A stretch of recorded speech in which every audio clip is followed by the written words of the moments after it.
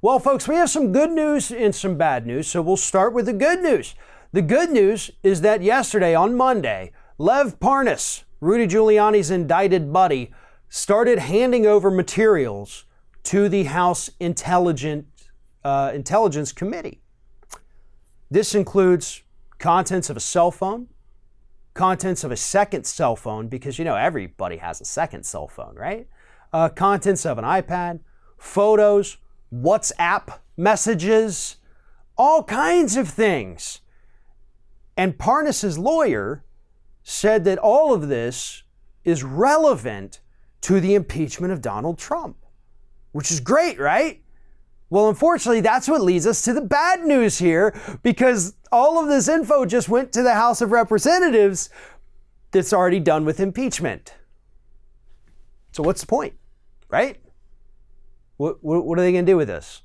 Have another hearing? Are they going to take those articles back that Pelosi's about to walk over to the Senate and say, oh, hold up, new stuff just came along. We gotta add some stuff to this. They're not. They're going to send the articles over, and that's going to be that.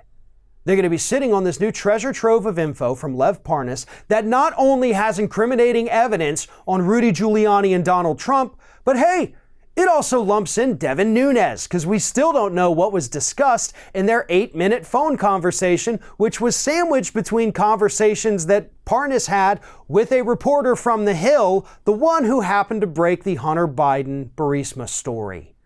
That's where that Nunes call was sandwiched in between the two calls to that reporter. But hey, I guess that doesn't matter, right, Democrats? Because you wanted to go through as fast as you could, vote on these articles of impeachment, then get your butts home for that nice long holiday break. You screwed the pooch here.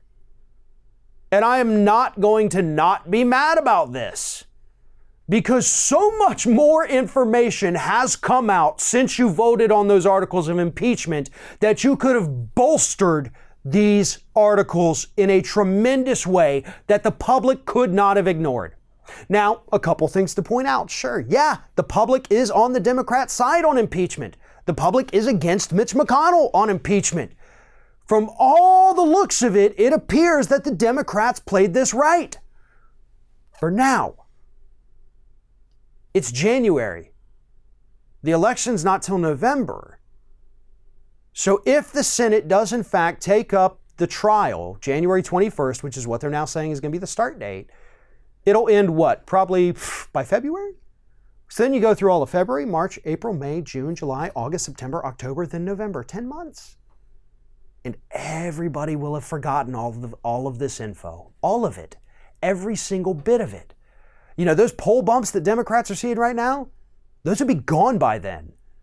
The massive public support for impeachment and removal, that'll be gone by then. But you know what would have been a smarter play?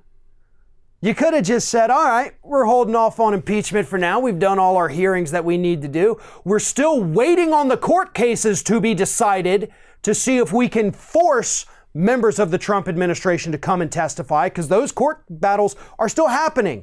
So even if the Democrats win those at this point, so what? You already voted. You could have waited.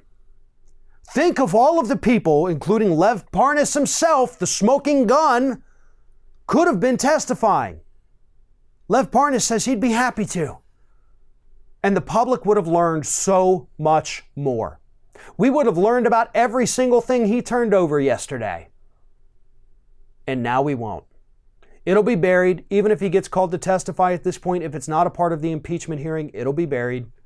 Nobody will care about it. Nobody will be paying attention anymore like they were to the live impeachment hearings, and it'll be done with. So the true question here is, what was the Democrats' motive? If your motive was in fact to flesh out the crimes that Donald Trump may or may not have committed, then you screwed up. If your only motive was to embarrass Donald Trump and get a temporary poll bump, then mission accomplished. Because that's what you got and that's what you did. But if you really actually wanted to pop him for some crimes, then yeah, you screwed up majorly. And unfortunately at this point, you can't walk it back.